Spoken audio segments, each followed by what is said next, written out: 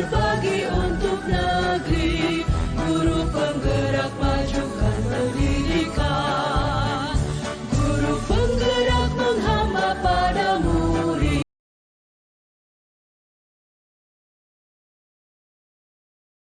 Assalamualaikum Bu. Waalaikumsalam. Bagaimana kabar Ibu hari ini Bu? Alhamdulillah sehat dan baik. Alhamdulillah Ibu, terima kasih banyak Bu. Sebelumnya saya ucapkan terima kasih banyak atas kesediaan Ibu meluangkan waktu melakukan wawancara hari ini tentang pengambilan keputusan berbasis kebijakan Bu, nilai kebijakan. Baik Ibu, hari ini saya sebagai CGP Bu, calon guru penggerak angkatan 11 ingin melakukan wawancara dengan Ibu tentang beberapa hal terkait dengan dilema etika dan rujukan moral Bu. Ya. Tapi sebelumnya mungkin saya perlu sedikit tahu dulu sudah berapa lama Ibu sebagai kepala sekolah, kemudian di sekolah-sekolah mana saja Bu? Oke, terima kasih Pak atas pertanyaannya. Saya Srifa Mulia, Kepala Sekolah SMP 8 Solo Selatan, yang saat ini saya sudah menjabat di sini sudah masuk ke tahun 8. Sebelumnya saya mungkin diangkat 2006 itu di SMP Negeri 6 Solo Selatan yang berada di Bintar Alam, dan 2017 dieskakan oleh Bupati saya menjadi kepala sekolah di sini.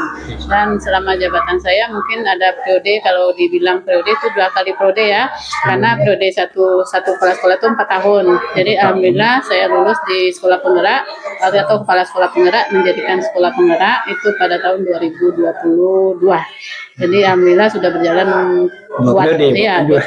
Ya, kan selama 2 periode itu tentu banyak sekali peristiwa-peristiwa yang Ibu alami. Banyak kejadian-kejadian yang mungkin terkait, mungkin pertanyaan saya itu Bu terkait dengan kira-kira selama 2 periode itu ya Bu, tentu banyak persoalan.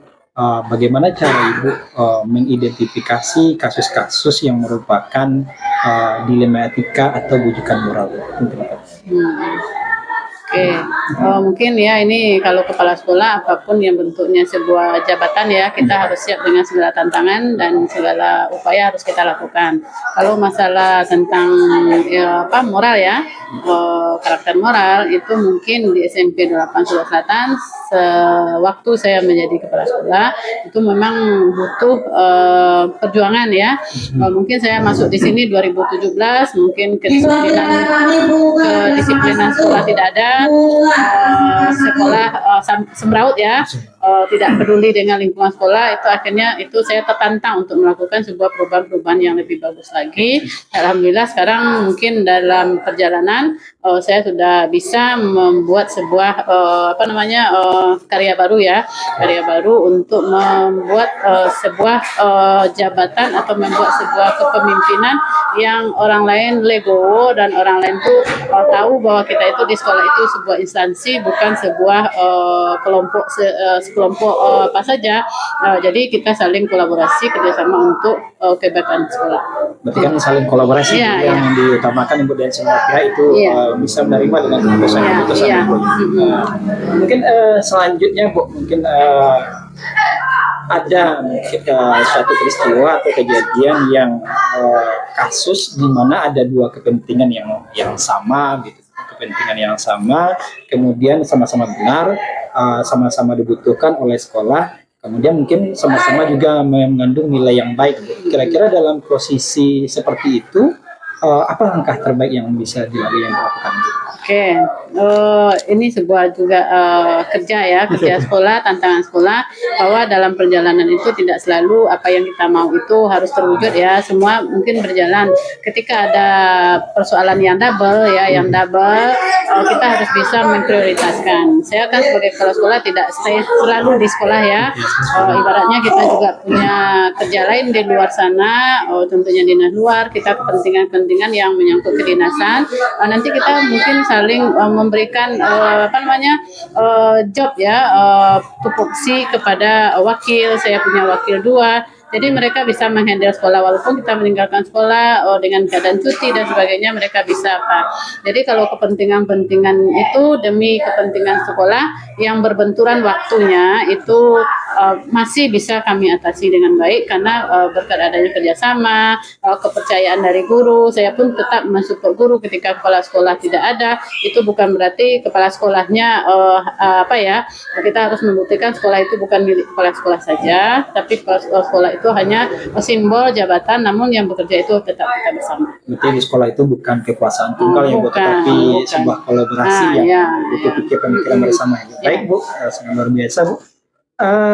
Mungkin pertanyaan berikutnya Bu, yang ingin saya tanyakan ke Ibu adalah mungkin tentang kasus pengambilan keputusan, umpamanya di akhir tahun atau di kelas 3 itu ada anak mungkin yang tidak mencapai standar KKM jika ditetapkan atau presentasi kehadirannya kurang, tetapi di sisi lain mungkin kita harus juga meluluskan karena takut dia putus sekolah. Kira-kira kalau dalam kondisi seperti itu apa yang Ibu lakukan?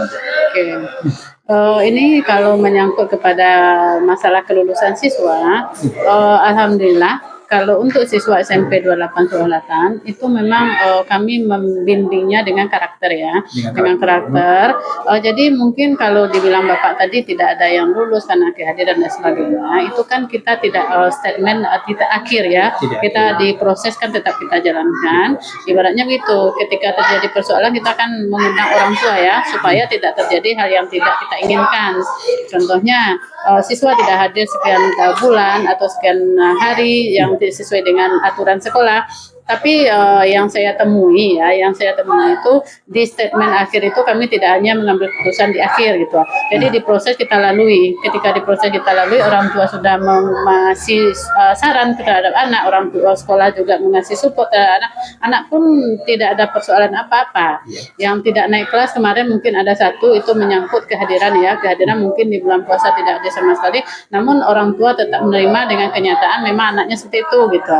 Jadi tidak ada persoalan yang terlalu sulit untuk kita asasi untuk masalah siswa ini. Jadi mungkin Bapak Ibu melihat di sini bahwa anak-anak kita sekarang ini ibaratnya saya kan sudah 2 sekolah ini ya, sudah 2 sekolah. Memang berbeda karakter. Kalau di SMP 28 Selatan kita berasal dari berbagai ya budaya. Di sini juga ada Nasrani, gurunya ada Nasrani, ya ada Nasrani, ada yang dari Jawa gitu, ada yang dari Kerinci, ada yang dari Medan. Anaknya juga bercampur. Jadi tidak ada istilah apa. Jadi dia tetap bekerja sama, saling menghargai gitu. Berarti kerjasama itu terbangun dan kasus-kasus yang dilakukan itu tidak terjadi. Tidak terjadi.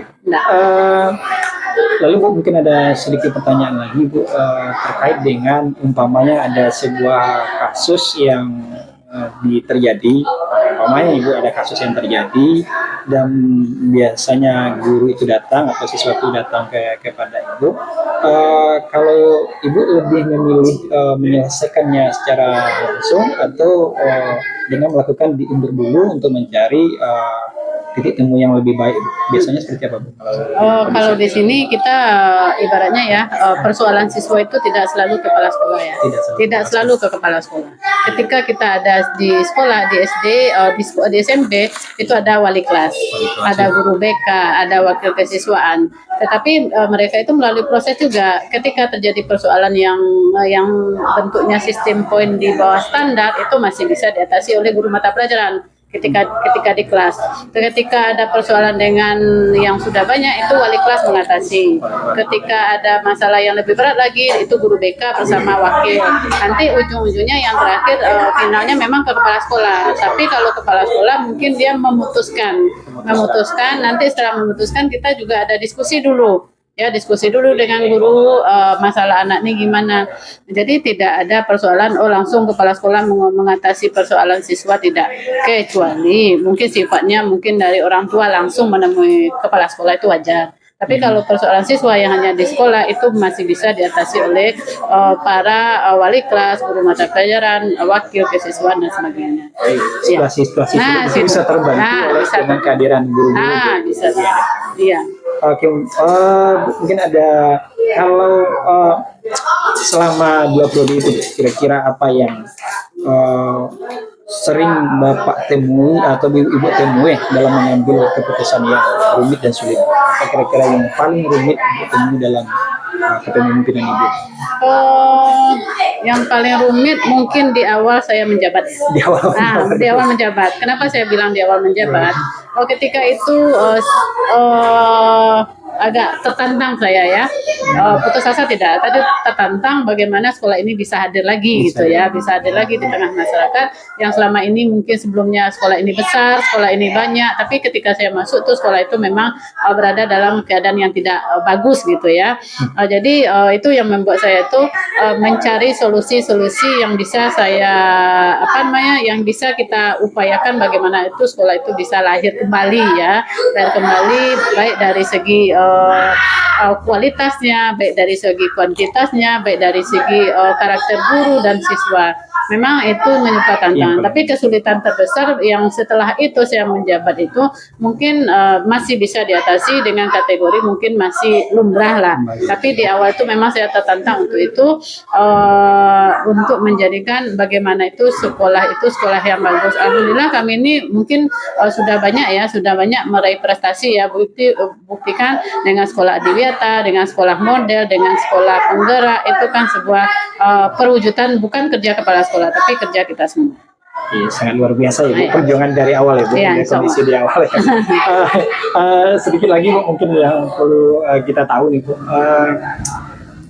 kira-kira Bu dalam pengambilan keputusan yang Ibu lakukan, siapa pihak-pihak yang sering membantu Ibu dalam mengambil keputusan itu? Iya. Kalau pengambilan keputusan, kita ada tingkatannya ya. Pengambilan keputusan final itu kepala sekolah. Tapi ketika pengambilan keputusan tentang tata tertib, tentang aturan, tentang yang nama itu kita ambil bersama. Kita melalui briefing setiap bulan, kita evaluasi, kita lakukan refleksi apa yang terjadi selama 1 bulan. Itu perlu kita diskusikan bersama, kita komunikasikan bersama, nanti kita ambil keputusan bersama. Nah, jadi ya semua terlibat. Tapi nanti finalnya ketika tidak ada yang sesuai dengan apa yang kita jadikan refleksi tadi, itu perlu saya ingatkan, ini Bapak Ibu bagaimana keputusan kita sudah seperti ini, namun pelaksanaannya seperti ini, nanti kita kaji ulang lagi. Oke. Jadi tidak ada persoalan yang bagaimana pengambilan keputusan itu hanya di tangan kepala sekolah, kecuali mungkin sifatnya yang mendadak dan nanti contohnya ini masalah pengambilan keputusan untuk kegiatan keluar gitu. Keluar kan ibaratnya kita tidak ada planning ya, tidak ada punya program sana, tapi dari luar kita sudah harus ikut gitu. Jadi keputusan itu memang langsung kita ambil, kita lakukan sebijak dulu. Sebijaknya bagaimana kegiatan itu memang kita laksanakan. Jadi mungkin itu untuk pengambilan keputusan yang bersifat bentuknya darurat ya. Nah, darurat itu mungkin terdesak ya. Terdesak ya. Langsung diputuskan. Oke Bu, mungkin yang terakhir Bu, pertanyaan saya nih Bu, mungkin selama pengalaman Ibu membuat keputusan sulit selama memimpin di sekolah dalam 3 periode ini Bu, kira-kira apa pelajaran terbesar yang bisa Ibu ambil Bu? Oke. Sudah hampir 8 tahun saya di sini. Pelajaran terbesar bahwa dalam sistem kepemimpinan itu memang kita tidak bisa akan kerja sendiri ya. Ketika kita akan kerja sendiri itu kita akan sakit sendiri. Ya, sakit sendiri, senang sendiri. Tapi ketika kita bekerja dalam sebuah organisasi, itu kepemimpinan itu ibaratnya mengajak para guru, para siswa untuk bisa ini sekolah kita loh, ini sekolah kita. Bagaimana sekolah kita itu bisa bangkit? Padahal saya sendiri mungkin kalau sudah menganggap ini daerah saya kita harus mewujudkan sekolah yang bagus. Mungkin ibaratnya kerjasama tadi ya, kerjasama tadi itu tidak terlepas dari apapun. Banyak sih tantangan ketika orang tidak suka dengan kita jangan merasa apa juga, kita jalani, lihat saja, mereka itu akan sadar sendirinya bahwa untuk kegiatan sekolah itu memang kolaborasi, saling komunikasi yang bagus dengan para guru. Ketika pun saya ada dalam rapat saya marah, mereka tahu tipe saya memang seperti itu. Ketika saya mereka juga tahu gitu. Jadi saya bisa membedakan situasi kondisi dalam hal-hal tertentu gitu. Jadi kita tidak menyamakan. Ya, jadi kita lihat kondisi ini kita lagi apa namanya, lagi banyak apa, berarti kita ajak mereka diskusi. Ketika saya marah pun mereka itu paham bahwa mereka tidak sesuai dengan yang kita harapkan bersama. Jadi mungkin itu hal-hal yang perlu kita lakukan ketika ada menjadi sebuah pemimpin ya, pemimpin yang ideal kata orang. Jadi kita tidak hanya menyampaikan isi hati kita, bukan kita hanya kita yang benar gitu, tidak ya. Jadi kita diskusikan bersama untuk bagaimana sekolah ini lebih bagus. Jadi kesimpulan poin penting yang bisa kita ambil dari diskusi ini mungkin yang pertama itu kolaborasi, komunikasi yang baik dengan bawahan, kemudian selalu memusyawarahkan hal-hal penting yang kita seperti itu. Terima kasih banyak Bu. Ya, begitu juga dengan masyarakat ya. Kita berada sekolah kan di tengah masyarakat. Kita itu harus punya hubungan baik dengan masyarakat. Ya, jadi kita itu merasa kalau kita hadir itu bukan untuk orang di dalam gitu. Kita hadir untuk yang orang di sana. Itu alhamdulillah siswa kami sekarang sudah 150. 150 dan luar biasa ini apa kan? Pindahan dari luar yang menganggap sekolah ini bagus lah, yang bernuansa Islami ini sebuah motivasi buat orang-orang, kepercayaan dari orang-orang luar tentang sekolah ini. Terima kasih banyak Bu atas waktunya. Saya rasa ini bukan hanya sekedar untuk pemenuhan tugas, tetapi ini menjadi sebuah referensi bagi kami ke depannya dalam pengambilan keputusan-keputusan yang bijak dalam berinvestasi. Terima kasih atas waktunya Bu. Kita akhiri wawancara kita Bu. Assalamualaikum warahmatullahi wabarakatuh. Waalaikumsalam warahmatullahi wabarakatuh.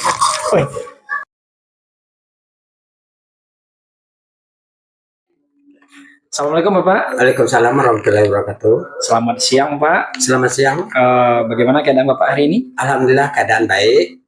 Sebelumnya terima kasih nih Pak, Bapak sudah meluangkan waktu untuk melakukan wawancara dengan saya, karena memang kami dari CGP Angkatan 11 diberikan tugas untuk melakukan wawancara terhadap beberapa orang kepala sekolah terkait dengan kepemimpinan di sekolah Pak.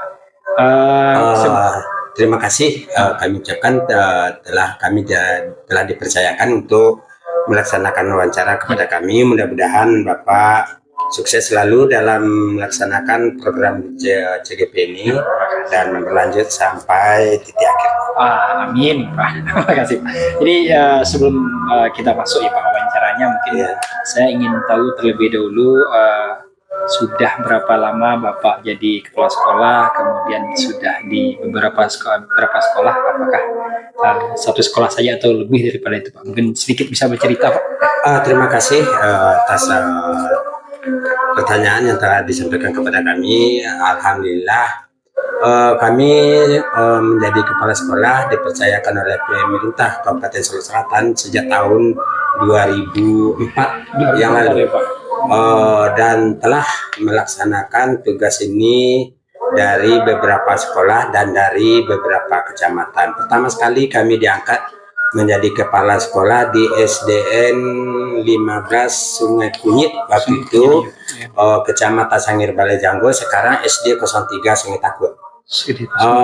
Itu diangkat kami dari tahun 2004 sampai dengan 2008.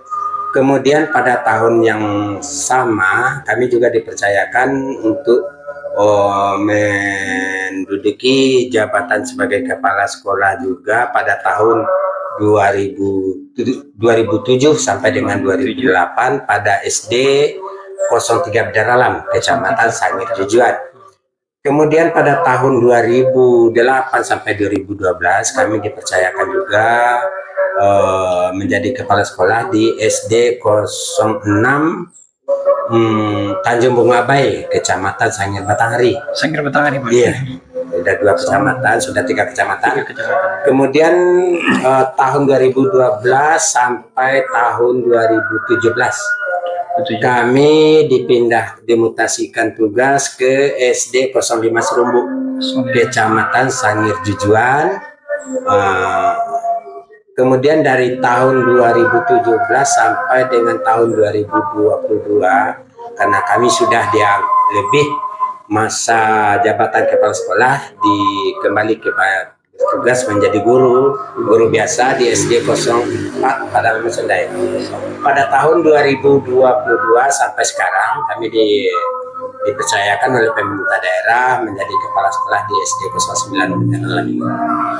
Jauh ya, Pak, sangat banyak ya Pak. Berarti ada sekitar 6 SD ya Pak, 6 SD yang Bapak pimpin selama ini. Alhamdulillah dari kosong. dipercayakan oleh pemerintah daerah. Oh, baik. Oke baik Pak, mungkin dari sekian banyak Pak, ada 3 kecamatan tadi yang sudah Bapak. Iya. Itu banyak peristiwa ya Pak, banyak kejadian yang Bapak alami di masing-masing sekolah itu Pak. Mungkin yang menjadi pertanyaan saya Pak, mungkin jika dihadapkan dalam situasi di mana Bapak merasa ragu mengambil keputusan karena ada beberapa pilihan yang sama baik atau penting, lalu bagaimana Bapak cara mengenali bahwa pilihan itu tersebut sama-sama baik Pak? Nah, itu yang utama. Terima kasih. Dalam hal ini, apapun dimanapun kita memimpin itu keputusan atau kebijakan perlu kita ambil, apakah itu yang sangat bermanfaat sekali dalam suatu unit sekolah. Jika sebagaimana pertanyaan yang telah diajukan kepada kami, jika kita merasa ragu dalam mengambil keputusan, dalam hal ini kami selama ini yang kami coba, pertama sekali dengan cara menganalisa dulu keputusan, apakah pilihan keputusan itu yang akan kita pakai itu perlu kita analisa dulu bagaimana efek baiknya, mana yang baik, efek baik dan efek buruknya. Nah, jadi dalam hal ini kita perlu menilai mana yang lebih banyak efek baiknya daripada buruknya. Yang banyak mengandung efek baiknya itulah yang akan kita ambil. Berarti kita lihat analisa dulu ya Pak. Dia analisa dulu. Analisa dan segala lihat positifnya ya Pak. Kesepakatan atau keputusan-keputusannya. Keputusan. Iya. Kita lihat dari mana yang lebih baik. Yang lebih baik. Oke Pak, makasih Pak. Ya mungkin pertanyaan yang berikutnya yang ingin saya tanyakan kepada Bapak. Apa biasanya langkah-langkah yang Bapak lakukan untuk membuat keputusan-keputusan penting di sekolah itu? Terima kasih. Biasanya langkah-langkah yang kami ambil dari sikap keputusan yang kita ambil itu tentu mempunyai manfaat, yang mempunyai manfaat dan kerugian yang sama beratnya. Jadi manfaatnya dan mudaratnya gitu. Mudaratnya ditimbang oleh. Jadi dalam hal ini kita nilai mana yang lebih banyak manfaatnya daripada mudaratnya. Kalau yang banyak manfaatnya itulah yang kita ambil. Kembali kepada dari efek dari keputusan itu ya Pak. Itu berarti dikaji secara bersama ya Pak. Oke baik Pak, mungkin yang berikutnya pertanyaan yang ingin saya sampaikan kepada Bapak, apa yang paling membantu Bapak dalam membuat sebuah keputusan saat menghadapi situasi sulit Pak? Situasi sulit, iya. Nomor 4 Pak. Yang membantu ada 4 langkah-langkah yang kami lakukan dalam membuat keputusan dalam situasi sulit. Yang pertama, perjelas dulu apa sebenarnya yang kita ingin. Perjelas dulu. Ya, kita perjelas dulu apa yang sebenarnya yang kita inginkan dari keputusan yang akan kita ambil tersebut. Yang pertama. Yang kedua, jangan memilih sesuatu itu karena harus ini gitu, harus begini, harus begitu. Jangan sampai ada kata-kata seharusnya gitu. Seharusnya. Nah, itu yang kedua. Yang ketiga, ingatlah bahwa saat kita sedang melakukan sesuatu berarti kita tidak melakukan apa-apa. Jadi dalam mengambil keputusan itu hanya satu yang kita pikirkan. Nah, jangan yang lain-lain yang kita pikirkan. Fokus Pak. Fokus. Kita harus terfokus kepada satu permasalahan. Yang kedua, yang selanjutnya kita harus berlatih mempertegas diri. Apapun keputusan yang kita ambil harus ini yang kita laksanakan. Jangan ada yang dalam artian keputusan yang kita ambil itu jangan ada kata-kata apakah boleh, harus itu dilaksanakan. Ya makasih Pak. Jadi mungkin yang berikutnya Pak, karena sangat menarik ini Pak. Kemudian kalau biasanya dalam pengambilan keputusan apa saja tantangan yang paling sering Bapak temui saat harus membuat keputusan yang rumit atau sulit? Dalam setiap mengambil keputusan itu kan masalahnya keputusan ini akan berguna bagi orang banyak. Berguna bagi orang. Tentu banyak tantangan-tantangan yang sering kita hadapi.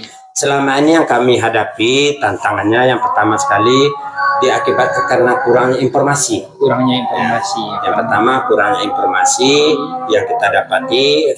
Selanjutnya adanya keterbatasan waktu dalam pelaksanaannya.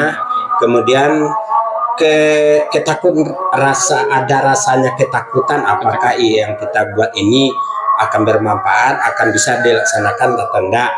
Kemudian sifat emosi yang terlalu berlebihan, Emosi yang tidak stabil gitu. stabil. Dan juga karena terlalu banyaknya pilihan, karena keputusan terlalu banyak kita ambil.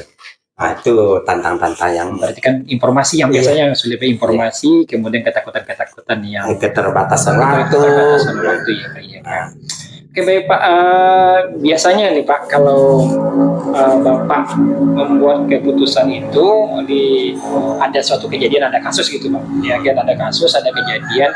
Biasanya Bapak langsung membuat keputusan di waktu itu atau nanti dijeda dulu, dipikirkan dulu, baru diambil keputusan atau di waktu itu langsung? Terima kasih. Kalau dalam mengambil keputusan itu kita lihat bagaimana nilainya, ya, atau bagaimana sifatnya. Kalau sifatnya itu bisa cepat, bisa kita ambil langsung di saat itu tanpa mengulur-ngulur waktu, mencari tempat waktu yang lain. Tapi kalau keputusan itu memang agak rumit, perlu kita memikirkan harus secara matang dan memerlukan waktu dan tempat yang berbeda daripada saat itu. Jadi tergantung sifat dari masalah. Tergantung itu, sifat dari masalah itu. Ya. Adakah Pak kira-kira Pak dalam pengambilan keputusan itu hal-hal yang tertentu yang sering membantu Bapak dalam membuat keputusan? Ada pihak-pihak tertentu yang bisa membantu Bapak? Terima kasih. Dalam mengambil keputusan kita tidak boleh ego. Ya, tentu kita harus meminta pendapat orang lain. Selama ini kita harus yang pertama sekali kita harus memerlukan konsultasi dengan orang lain. Yang kedua kita harus percaya kepada institusi yang ada. Kemudian membuat daftar pro dan kontra.